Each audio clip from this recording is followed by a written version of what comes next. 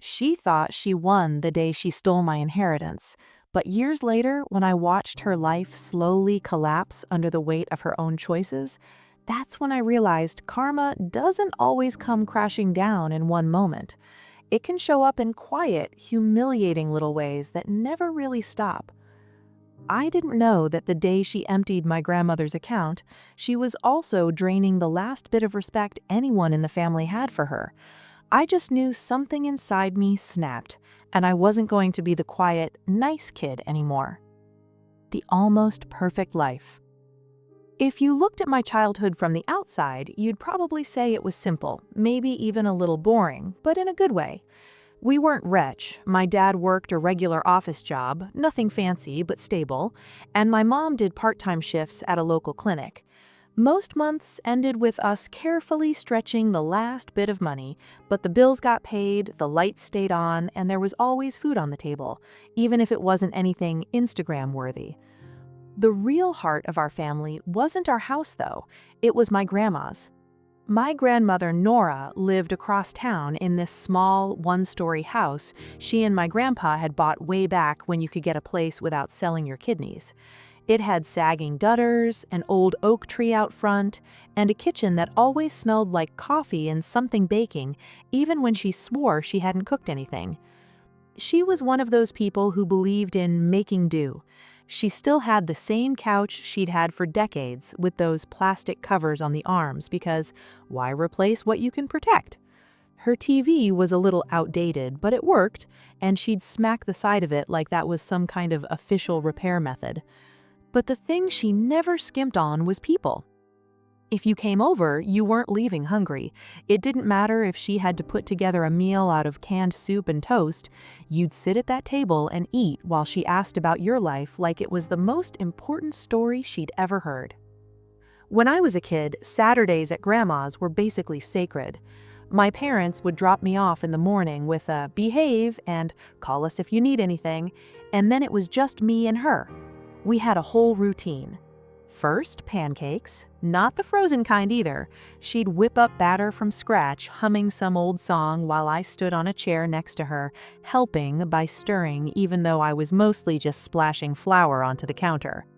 She'd shape one pancake like a heart and slide it onto my plate with a smug little smile.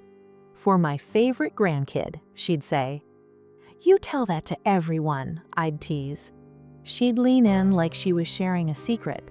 "No, sweetheart, I really don't." After breakfast came money lessons, which at the time just felt like games. She'd pull out a worn envelope box from the top of the fridge. On each envelope, she'd written labels in careful, neat letters: groceries, bills, church, emergency, fun. "Most people," she'd say, tapping the envelopes, "let money boss them around. We don't do that. We tell it where to go." She'd pull out a few bills and hand them to me. "Okay," she'd say, "let's pretend you just got paid. Where do you think this goes first?" Even as a kid, I kind of got it. We'd divide the money into the envelopes, and she'd tell stories about times when she and Grandpa had to choose between fixing the car and buying something new for the house, or how one hospital bill nearly knocked them flat. "It's not about how much you have," she'd say. "It's about not letting it disappear without knowing where it went." I didn't know it then, but those little envelope lessons were the foundation for everything that came later. After money school, we'd move on to chores. She'd say, "All right, enough talk, let's make this place look like somebody loves it," and we'd clean.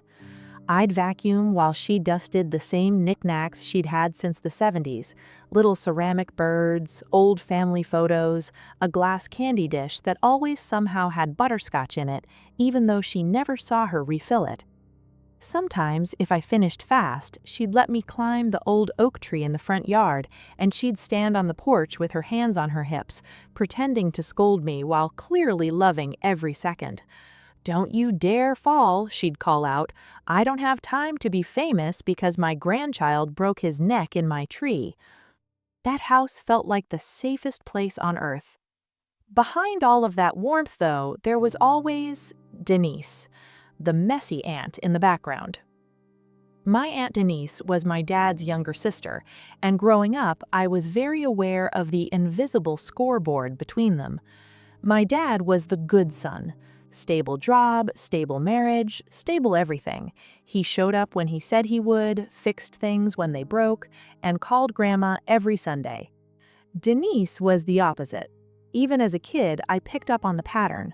She'd appear at family events in these flashy outfits, brand name purse, high heels that didn't match the rest of her life. She always smelled like strong perfume and drama. She had stories about new opportunities and business ideas that never seemed to actually make money.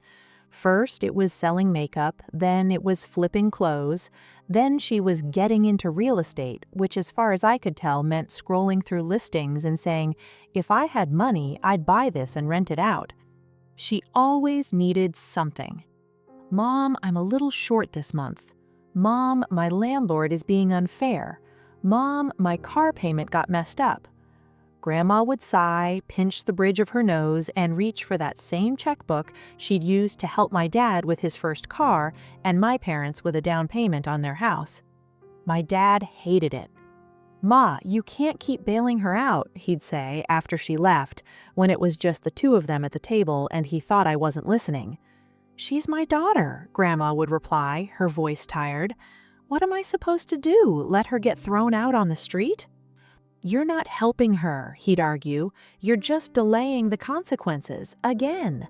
She'd wave him off. "You turned out fine. Let me worry about Denise." That was their loop. It never really changed.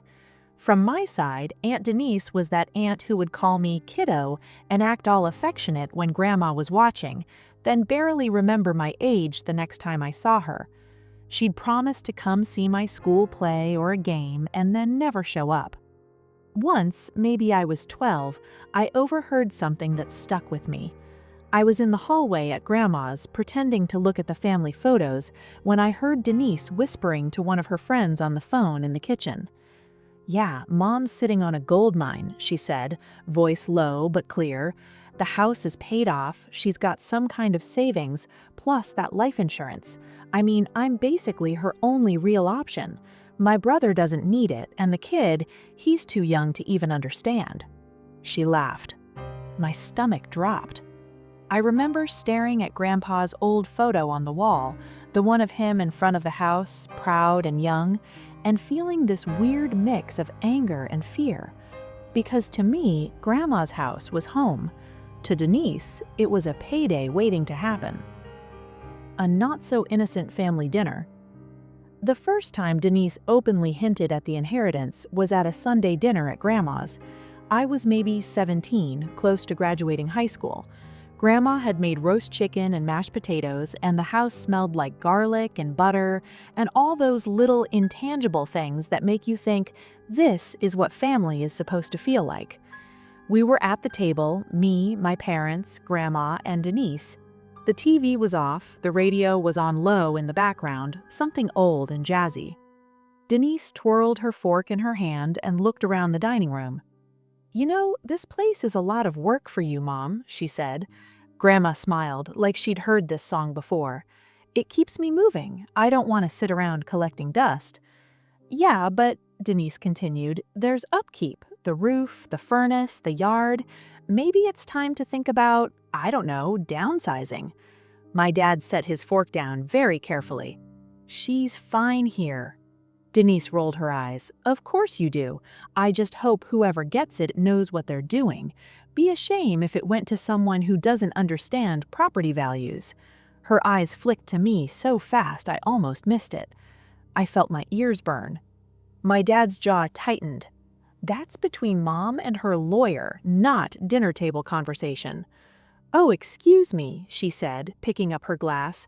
"Didn't realize we were above practical topics." The rest of the meal was tense. Conversation kept skidding into silence, and even Grandma's gentle attempts to shift topics didn't fully smooth it over. Later, when I was helping with the dishes, Grandma nudged me with her elbow. "Don't listen to your aunt," she said quietly. "She thinks everything is about money." "I heard her on the phone once," I admitted, talking about the house like it was, I don't know, a scratch-off ticket. Grandma's expression softened and hardened at the same time, if that makes sense. "She's always been like that," she said, looking for the big win, the shortcut, the easy road. "Life doesn't work that way. It catches up with you." "Then why do you keep helping her?" I asked. Grandma sighed. "Because she's my daughter, and because maybe one day she'll realize there are things more important than getting ahead." She wiped her hands on a dish towel and looked me dead in the eye. "But you listen to me," she said. "You don't build your life on anyone else's money, not mine, not your parents'. If I leave you something one day, it's not a lottery ticket, it's a tool. You use it wisely, or you don't use it at all." I nodded, taking that in. At the time, I thought she was just talking in general terms. I didn't realize she already had something very specific in mind. The will talk. A few months later, my parents sat me down at our kitchen table. It was one of those conversations where you can tell from their faces that whatever's coming is serious. My dad folded his hands, which he only did when he was trying to organize his thoughts. "Your grandmother updated her will," he said. My stomach clenched. "Is she okay?" "She's stable," my mom said quickly, "but she's getting older, and her doctor suggested she put everything in writing while she's still clear." I nodded slowly. My dad took a breath. "She wanted you to know something directly from us. When the time comes, she's leaving your house and a savings account she's kept. To you." I stared at him. "To me?" I asked. "Not to you and Mom?" He shook his head. "We talked about that. She said we're adults, we've had our chance to build our lives. She wants to give you a start. The house could be a place to live, or you could sell it and use the money for loans, a different place, whatever you decide. The savings account is there to support that." Guilt and gratitude crashed into each other in my chest. "I didn't ask for that," I said. "I know, that's exactly why she trusts you with it." My mom reached over and squeezed my hand. "She also knows," she added, "that if it went to certain other people, it would disappear on nonsense in 6 months." We all knew exactly who she meant. I swallowed. Does Aunt Denise know?" My dad's jaw tightened. "No, and if we're lucky, she won't know the details until after Mom is gone. The will is with her lawyer, it's legal, it's sealed." "What about when she finds out?" I asked.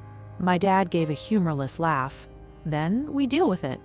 That night, I lay in bed staring at the ceiling, thinking about that little envelope box at Grandma's and how she'd always said you have to tell money where to go. Apparently, she'd done exactly that, with her house and her savings, and told them to go to me. I felt honored. I also felt like someone had just drawn a target on my back that only one person in the family would be furious to see. The slow fade of Grandma's health. As I moved into my late teens and early 20s, Grandma's health started slipping more noticeably. It wasn't dramatic at first, just little things. She'd repeat herself in the same conversation. She'd misplace words like calling the microwave the telephone, or forgetting what day it was. Sometimes she'd start making a recipe she'd done 1,000 times, and then pause, frowning, because she couldn't remember if she'd already added salt.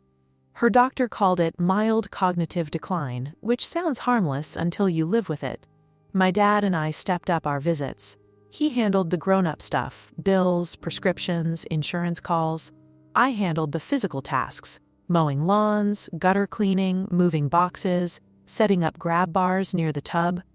One afternoon, I was in the yard raking leaves when I saw Denise's car pull up.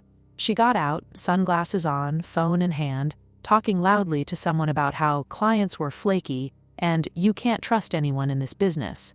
She hung up as she walked up the driveway. "Oh look, the favorite labor child," she said, smirking at me. "Hi, Aunt Denise," I replied, keeping my voice neutral. She brushed past me without offering to help and went inside. I watched through the front window as she walked into the living room like she owned it, plopped her bag on the couch, and started talking to Grandma with big gestures. Later, when I came in for water, I caught the tail end of their conversation.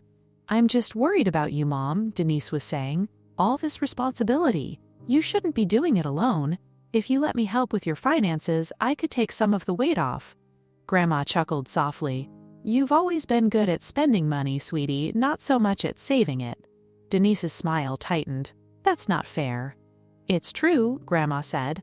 And I'm not changing my arrangements. It's all written down. Carlson's got it. Hearing her say her lawyer's name out loud made my ears perk up. Denise's voice dropped, but I was close enough to hear. So you're really just going to, what, skip right over your own daughter? Give everything to a grandkid who hasn't even lived life yet? Grandma sighed. You act like this is a surprise. I've helped you your whole life. The house and the savings are my way of helping him. It's my choice. Denise's chair scraped back. You're making a mistake, she snapped. You're letting them turn you against me. Nobody is turning me against anyone, Grandma replied, suddenly sounding sharper than she had in months. I know exactly what I'm doing. I stepped into the kitchen so they'd hear me and break it off. I didn't want to overhear the part where Denise blamed me to my face. She did exactly what I expected, switched on a fake smile. There he is, she said, the heir apparent. I pretended I didn't understand, but we both knew I did. That was the first time I really felt the line being drawn. The day everything broke. Grandma passed away on a dull, gray morning that felt wrong for no particular reason until my phone rang. I was at work, staring at my computer, when my mom's number flashed on the screen. Hey Mom, what's… She was already breaking. It's Grandma, she said. She died in her sleep last night. Everything else blurred together. I remember leaving work in a haze, driving to her house, seeing the car I'd helped wash, the tree I'd climbed, the front step she always told me to watch my footing on. It all looked exactly the same, and she was gone. The weeks that followed were a mix of logistics and grief. Funerals don't pause life's admin. We planned the service at her church, chose photos, picked out hymns she liked. People brought over casseroles and pies and sympathy cards that all said the same few phrases in slightly different fonts. Denise showed up to the funeral in black heels and oversized sunglasses, crying loud enough to make everyone notice. She clung to people, saying things like, "She was my best friend," and "I don't know what I'm going to do without her," like she hadn't been fighting with her over money 2 months ago.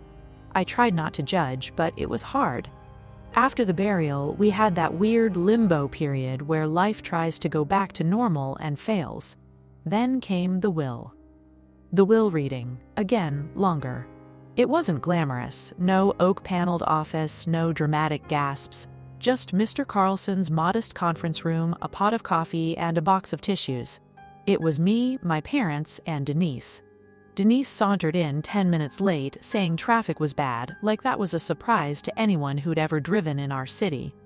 Mr. Carlson put on his glasses and opened a folder. Your mother was very clear about her wishes. She reviewed and confirmed this will several times over the last year. He went through the smaller bequests first. Small donations to her church, a bit of money to be split among some cousins, a piece of jewelry to an old friend. Denise looked bored. Then he got to the main part. To my beloved grandson, he read, who has always shown up not just when it was convenient but when I needed him, I leave my primary residence and the savings account held at First National, as previously documented. He said my full name. I felt my heart stop for a second, even though I already knew. Denise turned slowly to look at me. I'm sorry, she said, voice icy. What? Mr. Carlson repeated it word for word. She laughed, sharp and ugly. No, that's not right. She told me she was going to even things out. She said she wanted me to have security. She's her daughter. He's a kid. I'm 23, I said quietly. She ignored me. There has to be another document, an update, something. Mr. Carlson shook his head. Your mother came to see me several times. The last time she reaffirmed that she wanted the house and that account to go to her grandson. She asked me to make sure it was clear. Denise shot a look at my dad. You knew, she accused. He held her stare. Yes, she told me. I tried to get her to reconsider, actually. I told her it would cause drama. She said, it's my house, my account, and my decision. Denise stood up so fast her chair scraped loudly against the floor. This is bull, she said. You manipulated her. You all did. I bet you made her feel guilty about helping me. "Nobody made her do anything," my dad replied, voice low. "She made up her own mind." Denise jabbed a finger in my direction. "You must feel real proud," she sneered, "sitting there quiet and innocent, letting everyone think you didn't know about this." I swallowed hard.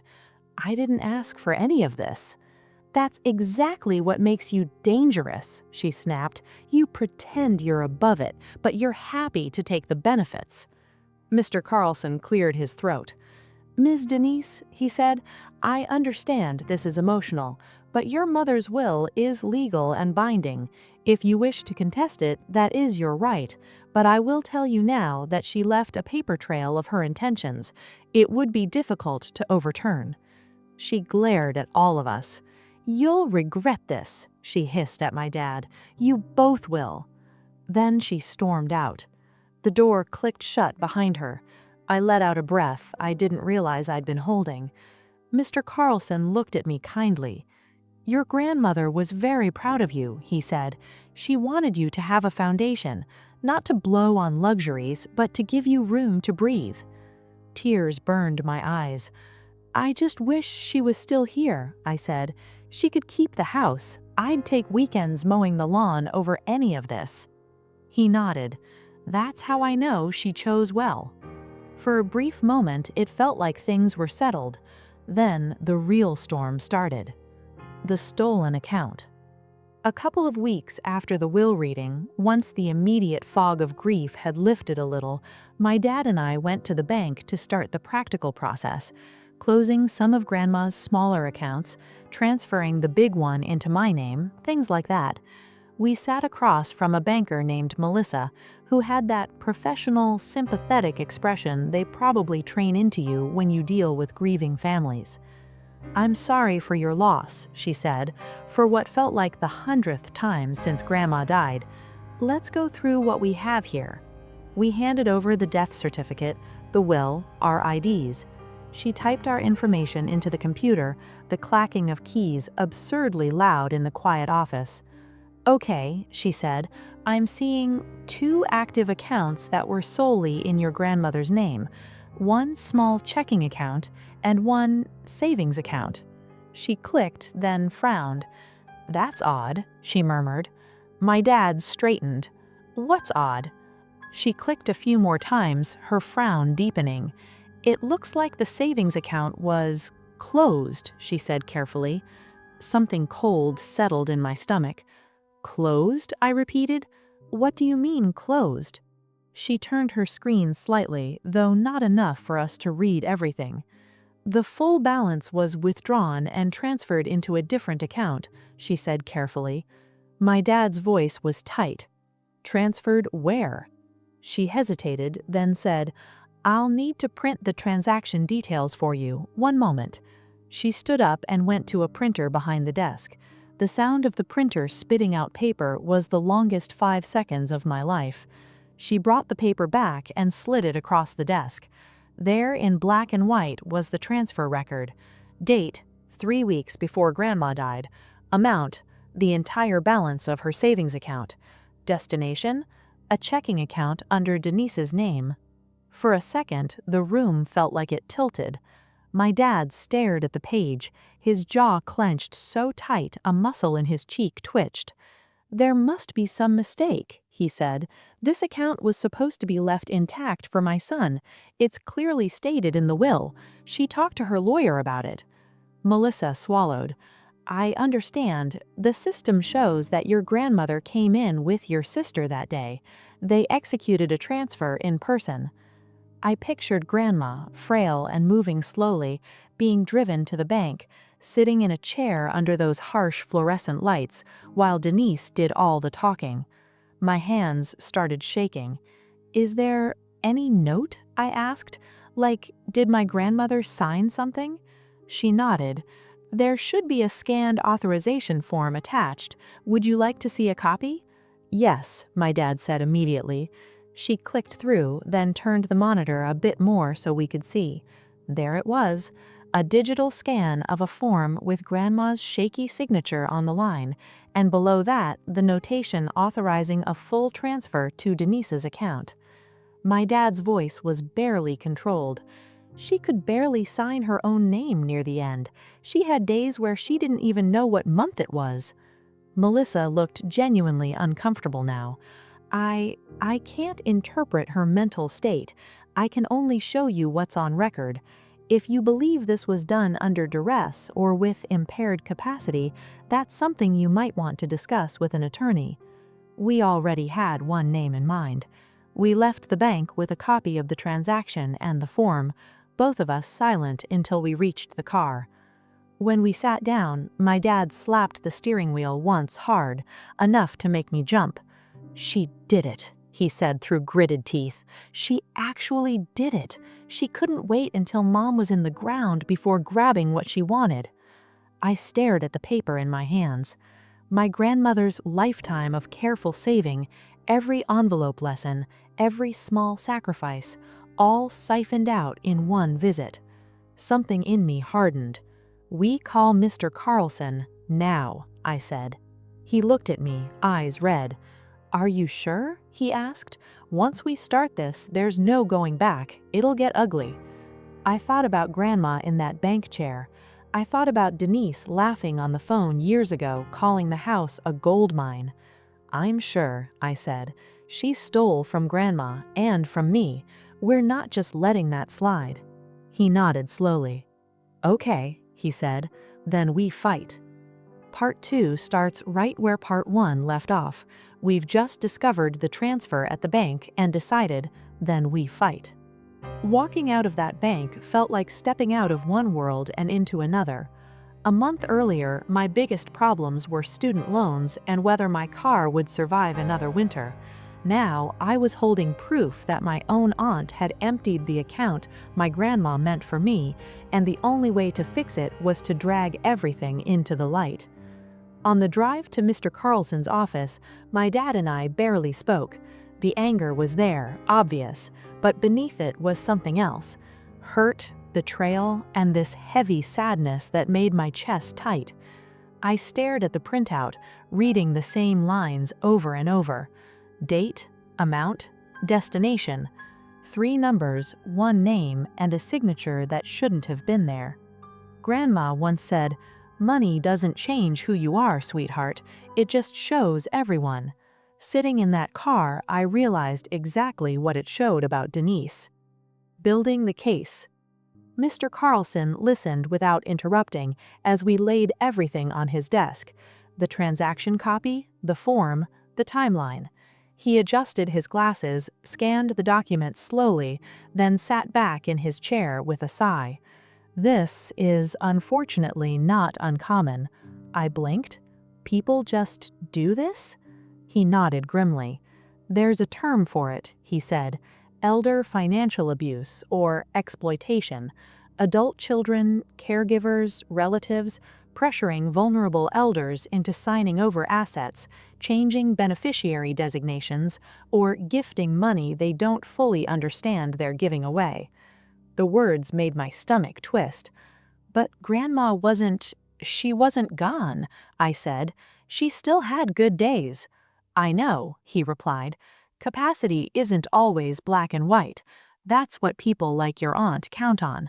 They push during the gray area, when the person is weak enough to sway, but still coherent enough on paper to make it look legitimate." My dad clenched his fists in his lap. "She came to you to protect that account," he said. "You told us she asked how to keep it safe for my son." Mr. Carlson nodded. "She did. She asked about trusts, about making it harder for anyone else to touch. In the end, she decided not to complicate things. She trusted the people around her, particularly her children." That hit harder than I expected. "So what do we do?" I asked. He folded his hands. "You have options," he said. "We can petition the probate court, claim undue influence and financial exploitation, ask that the transfer be voided and the funds restored to the estate. We can also put pressure on the bank. They have exposure here too for not properly evaluating your grandmother's capacity on that day." "Will that mean suing the bank?" my dad asked. "Potentially. It may also mean negotiating with them," he said. Many institutions prefer to restore assets quietly rather than undergo scrutiny. As for your aunt, if we name her directly, she could face civil liability.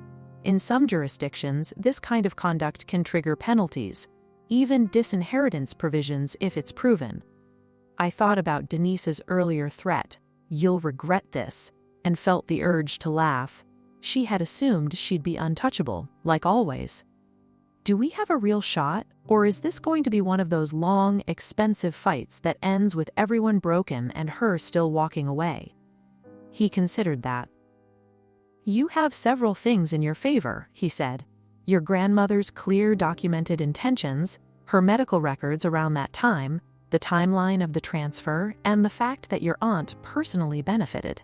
If we can get bank footage and any internal records, it strengthens your case. My dad exhaled slowly. And the cost? He asked. Mr. Carlson didn't sugarcoat it. It won't be cheap, he said. Even if we settle, there will be fees. But you should also weigh the non-monetary cost of doing nothing. He looked at me when he said that. Your grandmother came to me specifically because she didn't want this. She wanted her wishes honored. Sometimes fighting isn't just about the money. It's about making sure certain behavior isn't rewarded. I swallowed. He wasn't wrong. Okay, I said. Let's do it. My dad nodded, eyes still on the papers. Whatever it takes, he said. Line in the sand. The first official step was a letter. Mr. Carlson drafted it to the bank's legal department detailing what we'd discovered. He laid out the will, clearly leaving the savings account to me, the timeline of the transfer 3 weeks before Grandma's death, her medical records showing cognitive decline and confusion around that period, and the fact that Denise accompanied her and benefited from the transfer. He didn't accuse the bank of malice, he implied negligence. And in law, negligence is expensive. Within a week, the bank reached out. We were invited to a meeting at a downtown branch with their internal counsel and a regional manager. The room was all glass and chrome, a far cry from Grandma's kitchen. Everything smelled faintly like cleaning products and coffee. The regional manager, a polished guy in his 40s with perfect hair, opened with the usual condolences and corporate sympathy. We take matters like this very seriously, he said. We appreciate you bringing it to our attention. Mr. Carlson didn't bother with small talk. You authorized the transfer of a 6-figure savings account from a woman in her late 70s with documented cognitive issues to her daughter 3 weeks before her death, he evenly said. Our teller records indicate that the customer appeared to understand the transaction. She signed the forms. Your records don't include her medical chart, Mr. Carlson replied, nor the repeated statements she made to me about wanting that account preserved for her grandson. He slid copies of the doctor's notes across the table, highlighting phrases like confusion, difficulty making complex decisions, should not be left to manage finances alone. He followed with Grandma's signed letters discussing the account and her fears about being pressured. The bank's legal counsel, a sharp-eyed woman with a calm demeanor, read them slowly. We'll need to investigate internally, she said. Review video footage, interview staff, and assess our processes. We may have more to discuss after that. Do that, Mr. Carlson said. But understand something. We're prepared to file in probate court and, if necessary, escalate to a civil suit, including claims under elder financial abuse statutes. That's not a threat, it's simply a statement of our trajectory if this isn't resolved. His tone never changed. On the drive home, my dad let out a long breath. I never thought I'd be sitting in a law office arguing about whether my own sister exploited my mother, he said. I thought inheritance nightmares were something that happened to other families. Yeah, I said quietly. Stuff you read about online. Inheritance horror stories. He nodded. Welcome to the club, I guess, he muttered. Family sides and silence. Word got out faster than I expected. I didn't tell anyone, but families are leaky. One of our cousins called my dad just to check in and dropped, I heard there's some drama with the will, like it was an afterthought. Soon my phone lit up with messages. Some were supportive. "Denise has always been like that. I'm glad someone finally called her out. Your grandma always favored you for a reason. Don't let her down." Others were less kind. "Is all this worth tearing the family apart over money? Maybe your grandma wanted to help your aunt too. You're young, you'll be fine." A few of them added that last bit that really got under my skin. "You already got the house. Isn't that enough?" I stared at the screen, feeling that familiar mix of anger and guilt rising again. In their version of the story, it was simple. I was the lucky grandkid who got the big prize and still wanted more. They didn't see the deposit slips, the envelope lessons, the nights my grandmother had gone without so she could tuck a little extra away. They didn't see Denise's long history of borrowing and needing help, and never ever giving anything back.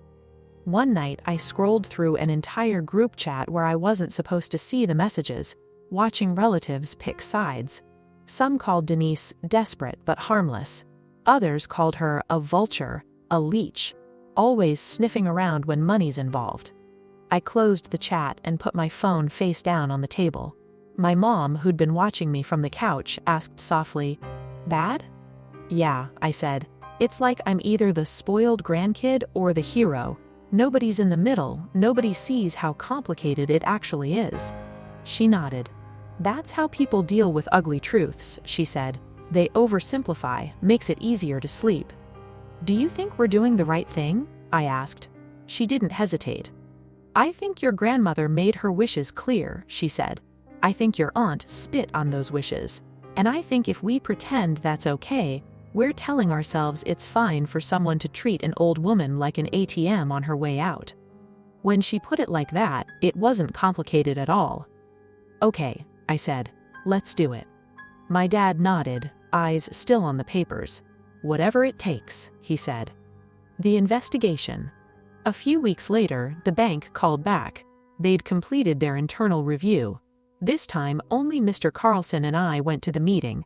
My dad stayed home, the stress was wearing on him, and he and my mom agreed he needed a break from all the legal talk. The same regional manager and legal counsel were there, with a few extra files on the table. The counsel spoke first. "We've reviewed the video footage from the day of the transfer.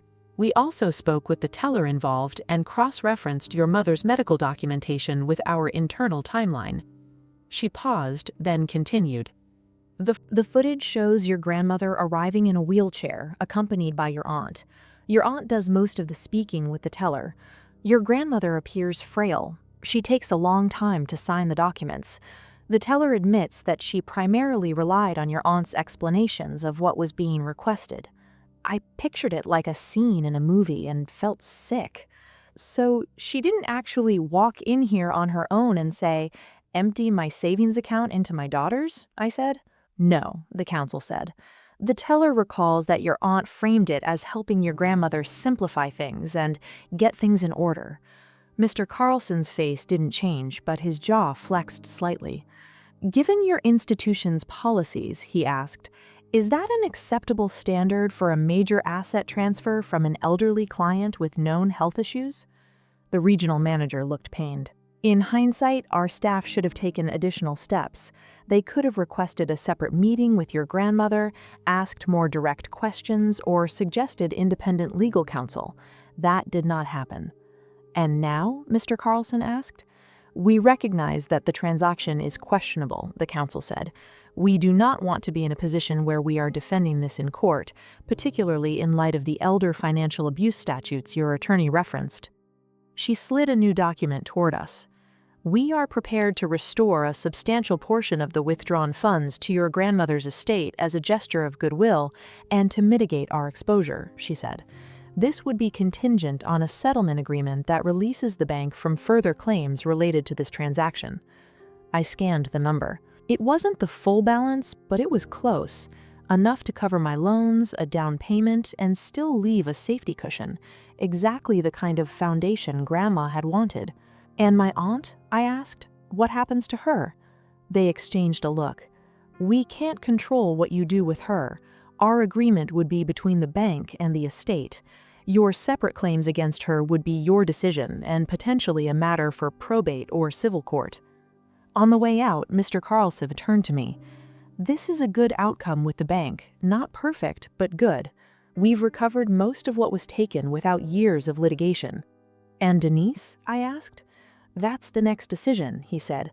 "We can name her directly in a suit. It will be ugly. It will likely never result in full repayment. She doesn't have it. But it will be public, and it will be a line in the sand that says this wasn't okay." I thought about it for days. On one hand, I wanted her to face real, undeniable consequences. On the other, I knew she was slipping already. Evictions, debts, burned bridges. Public legal trouble might just push her from messy to destroyed. And I had to ask myself an uncomfortable question. Was I trying to honor Grandma, or was I just hungry to make someone hurt the way I'd been hurt? The choice. We sat at our kitchen table again, same table where my parents had first told me about the will. This time it was covered in legal documents. "The bank will restore this amount," my dad said, tapping the settlement offer. "It goes back into the estate, then to you per Mom's will." "And Denise?" I asked. He sighed. "I talked to your mom. We talked to Mr. Carlson. We can go after her in court. We might even win something symbolic. But she doesn't have the money.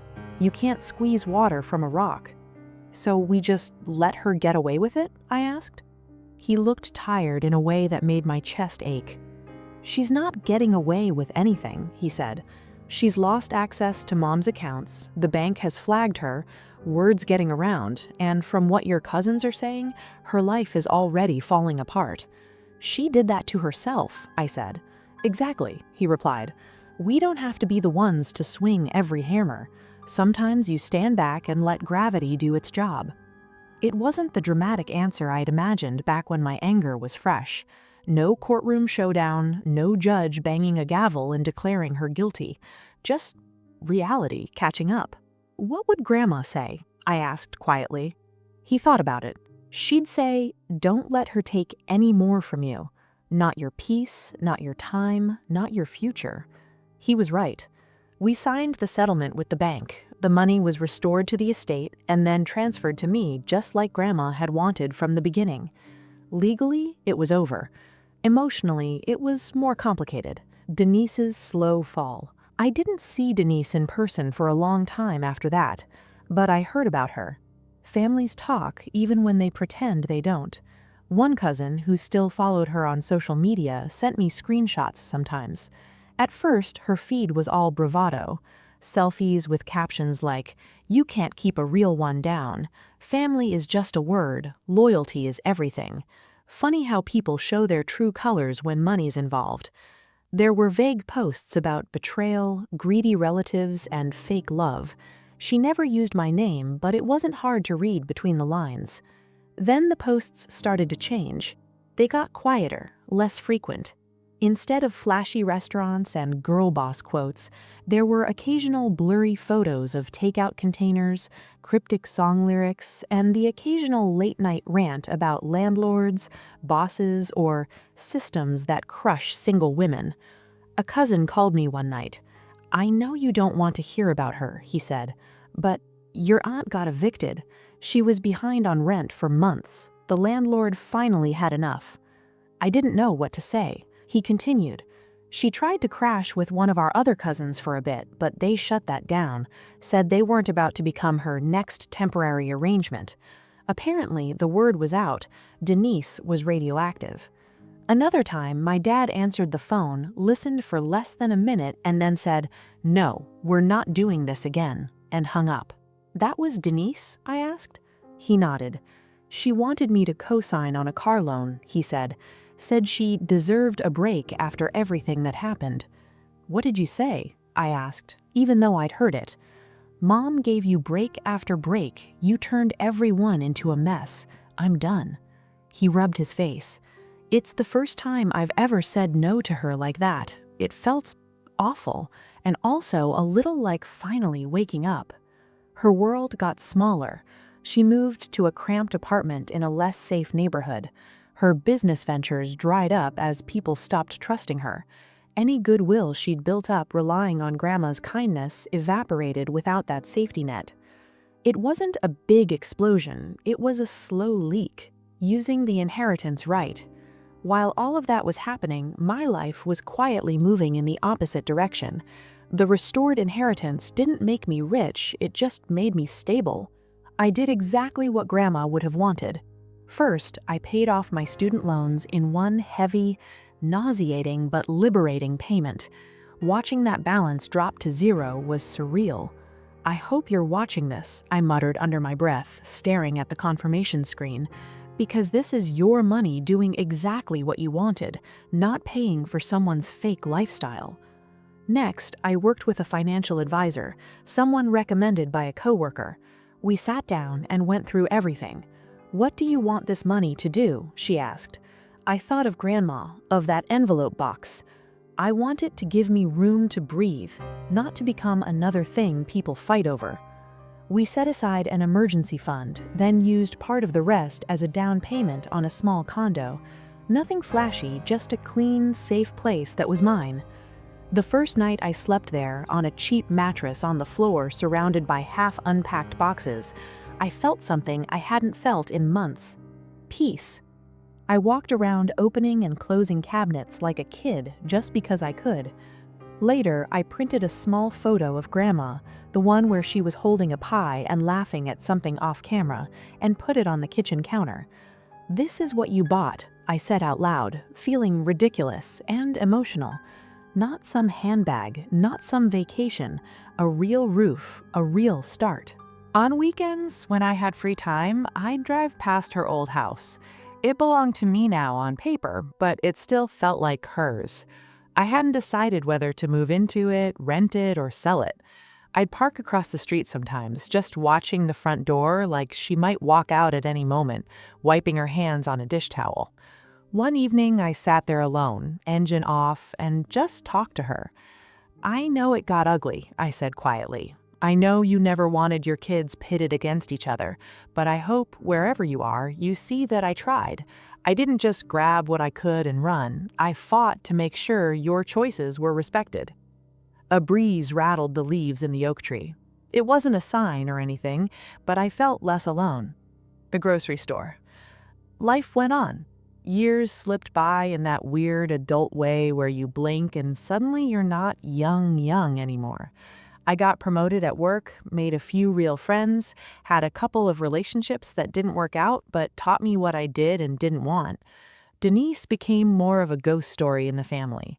Occasionally, someone would mention her. She's with some new guy. She lost another job. She was asking around for help again. But she was never at birthdays, holidays, or cookouts. She existed on the periphery. Then one random weeknight, I went to the grocery store. It was nothing special. I was tired, still in my work clothes, picking up basics: bread, eggs, some frozen stuff. I got in line behind a woman with a full cart. She was arguing with the cashier. "I'm telling you, there's money on that card," she said. "Run it again." The cashier, a kid who looked barely 20, looked uncomfortable. "I've already run it twice, ma'am," he said. "It keeps declining." She snapped. "Well, your machine is wrong." Her voice hit me first. I knew that tone, that combination of entitlement and panic. I looked up. It was Denise. She looked smaller. The flashy hair color had grown out, showing gray at the roots. Her clothes were clean but cheap, nothing like the designer knockoffs she used to flaunt. Her cart was full of basic stuff: instant noodles, store-brand cereal, frozen dinners. No luxuries, just survival. The cashier glanced at the growing line behind us. "If you have another card, I can try that," he said. Denise dug in her purse, cursing under her breath. "I don't get it. They said my limit was—" I stepped forward before I could talk myself out of it. "Put it all back," I said to the cashier. He looked at me, confused. "I've got it," I added, reaching for my wallet. Denise turned slowly. Her eyes widened as she recognized me. "You," she said. "Hi, Aunt Denise," I replied, keeping my voice calm. The cashier shifted his gaze between us. "You know each other?" he asked. "Family," I said. "Unfortunately." Denise's face flushed. "I don't need your charity," she spat. "This isn't charity," I said. "Think of it as interest on what you kept from Grandma's account." The cashier scanned her items again, hands moving quickly now that the tension had a direction. My card went through without a hiccup, the receipt printed, long and thin, like a tiny paper verdict. I handed it to her with the bags. She grabbed them, knuckles white. "You think this makes you better than me?" she demanded, "because you got everything handed to you while I got nothing?" I almost laughed. "Nothing?" I asked. "You got loans, you got bailouts, you got chances on top of chances. You got a sick old woman dragged into a bank to sign away money she didn't fully understand, and you called that help?" She opened her mouth, then closed it. People behind us were pretending not to listen, but you could feel the attention. "You ruined me," she hissed. I shook my head. "No," I said quietly. "You ruined you. We just stopped financing it." She glared at me for a long moment, then looked away first. "You know," she said, voice lower now, "I thought that money was gonna fix everything, pay off my debts, give me a fresh start. I thought, this is it, my break." "How'd that work out?" I asked, not kindly, not cruelly, just honestly. Her shoulders slumped. "It was never enough," she said. "Every time I plugged one hole, 3 more opened. By the time your lawyer started poking around, it was already half gone. I haven't been stable since." "That's the thing about stolen foundations," I said. "You can't build anything solid on them. It always collapses." She flinched. For a second, something like regret flashed across her face. Not just at getting caught, at where she'd ended up. "Do you feel better now?" she asked. I thought about it. "Not exactly," I said. "I don't feel happy seeing you like this. I just feel done blaming myself, done wondering if I should have given in or kept quiet. You made your choices, I made mine." We stood there in that ugly fluorescent light, both of us holding the weight of the past between us. "Take care of yourself," I said finally. "Try not to waste the next chance life gives you, if it gives you one." She didn't answer. She just picked up her bags and walked away, her shoulders hunched, her cart squeaking as she pushed it out of the automatic doors. I watched her go until she disappeared into the parking lot. Then I paid for my own groceries, went home to the condo Grandma had indirectly bought me, and sat in the quiet for a long time. Aftermath and lessons. People love revenge stories where the bad guy gets dragged away in handcuffs or loses everything in one spectacular public implosion. My story isn't like that. There was no dramatic court scene where a judge shouted at Denise and stripped her of everything. There was paperwork, meetings, settlements, quiet account adjustments. There was a woman who spent her whole life chasing shortcuts and big breaks, siphoning money from a vulnerable parent, and still ending up broke, alone, and humiliated in a grocery store line. There was a grandson who almost let guilt talk him out of fighting, but didn't. These days, my life is good. Not perfect, not glamorous, good. I have a stable job, a small place that's truly mine, an emergency fund that means one bad month won't sink me. I visit Grandma's grave sometimes and update her like she's still on the other end of the conversation. Loans are gone, I'll say. House is still standing. I haven't blown anything on a sports car, don't worry. I've also learned to draw boundaries, even with family, especially with family. If someone can steal from a dying parent, they can absolutely steal your peace, your time, your opportunities if you let them. Do I feel bad for Denise? In some ways, yeah. Life is complicated. People are complicated. She grew up in the same house as my dad and somehow absorbed none of the lessons about responsibility and patience. She saw love as a tool to get resources, instead of something you give because it's right. And the universe, being what it is, eventually put her exactly where her choices were always going to lead her. Do I think she deserved to lose everything?